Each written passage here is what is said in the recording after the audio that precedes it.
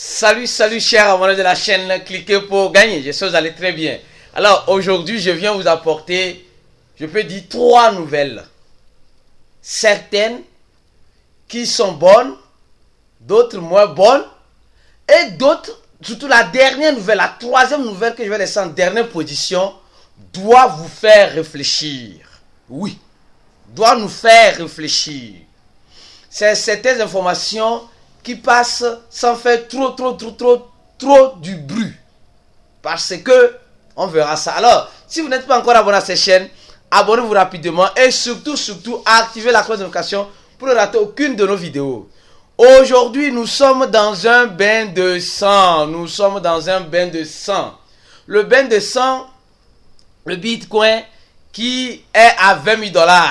D'autres disent qu'il va aller à 15 000 $. D'autres disent qu'il va aller à 10 000 $. Il n'a qu'à aller là où il veut aller. Nous, on le suit seulement. Oui, on le suit seulement. Et actuellement, dans les groupes, et dans les groupes WhatsApp, dans les groupes Facebook, dans les groupes Telegram, etc., c'est un silence de mort. C'est un silence de mort. Les gens sont tristes. Les gens pensaient que juste en crypto-monnaie, on gagne simplement. Les gens pensent qu'en crypto-monnaie, tu investis 100 $ et tu sors avec 1000 $. Ça, c'est le cas, mais ce n'est pas aussi le cas à certains moments, comme ces moments-là. Vous devez aussi apprendre qu'en crypto-monnaie, on peut investir 100 $ et se retrouver avec 1 $. Au fait, nous avons beaucoup les vendeurs d'illusions. Des gens qui disent achète ce shit, achète ce meme coin, achète ce projet, achète ça. Parce que ça va monter, je te dis que ça va monter. Non mais, il n'y a pas de garantie en crypto-monnaie, voilà la preuve. Alors c'est pourquoi on vous dit souvent d'investir le minimum de votre maximum. Ce que vous pouvez vous permettre, hein, voilà, de perdre à tout moment. Comme le marché saigne actuellement là. Les gens sont en perte s'ils vendent. Vous êtes en perte si vous vendez. En crypto-monnaie, comme il dit, on ne perd jamais. On perd quand on se décide de vendre. Voilà. Alors, je profite aussi de l'occasion pour vous dire, nous avons actuellement là, les gens ne savent pas quoi faire. Nous avons notre confraternisation qui aura lieu à Ouagadougou. Et je remercie beaucoup certains grands leaders à Ouagadougou là-bas qui sont en train de nous aider. Pour le moment, je vais taire leur nom. Qui sont en train de nous aider pour que cette confraternisation puisse être une réussite sur le territoire. Donc, alors, il y aura des gens qui vont venir de plusieurs horizons. Et les frais de participation sont de 65 000 francs CFA. Nous avons des sponsors. Il y a 4 sponsors, mais le 4e viendra très bientôt. Il y a GetPoint, l'échangeur GetPoint, le projet Lunis et le projet Stonehunt Finance.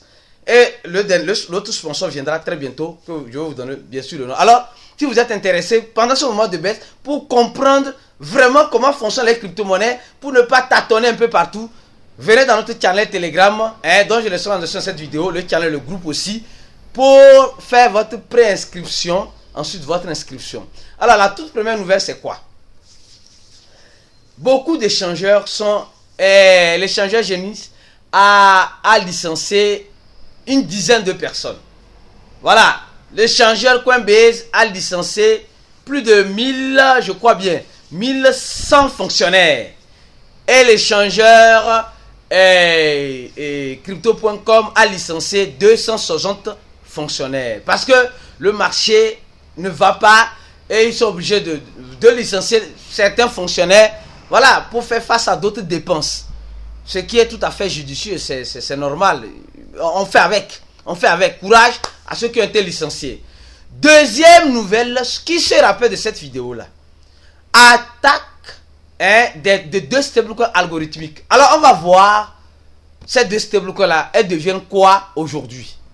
Le USDN. Regardez.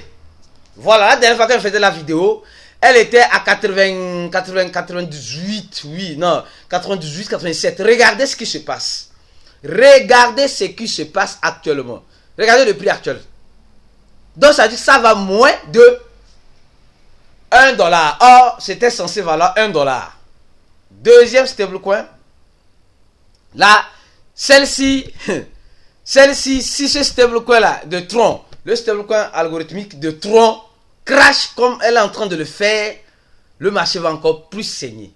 Plus saigner. Regardez. C'était à 98. Maintenant, c'est 97. Aujourd'hui, c'est arrivé à 95. Et les administrateurs de Tron sont en train de faire de leur mieux. Pour faire quoi? Pour stabiliser. Ils ont déjà injecté 2 fois l'argent dedans. Leur réserve.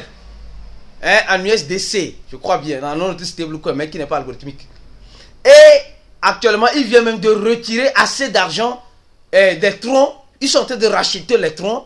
Et vraiment, ils ont retiré ça sur l'échangeur Binance récemment. Donc, ils sont en train de retirer pour protéger les investisseurs. On verra jusqu'à où ira ce film. Et dernière nouvelle importante que tu dois savoir. Voilà. On dit, cette banque, JP Morgan, tout le monde connaît. L'une des plus grandes banques financières, des instituts financiers américaines. JP Morgan, Kero Lava, ça a été clair. La plus grande banque américaine veut blanchir des trillions de dollars en actifs tokenisés, en actifs tokenisés par les projets DeFi.